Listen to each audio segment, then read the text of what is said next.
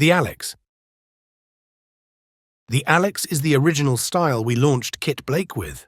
It features two inward-facing deep pleats and is cut to sit higher on the waist. The leg is generous, in a classic fit, with no taper. Like all Kit Blake trousers, they feature our signature side adjusters and do not require a belt. The Grant.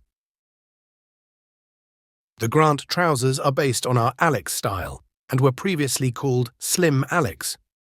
They have a similarly generous fit, with a high rise and two inward-facing deep pleats, but they have a slightly more pronounced taper from the knee down.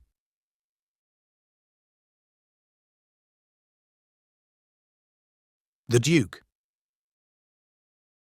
The Duke is our single-pleated style, which features a generous leg in between our Alex and Grant styles, although the single pleat means there is slightly less volume in the front of the trousers. This model is ideal for conservative business environments or first-time pleat wearers. The New Cane.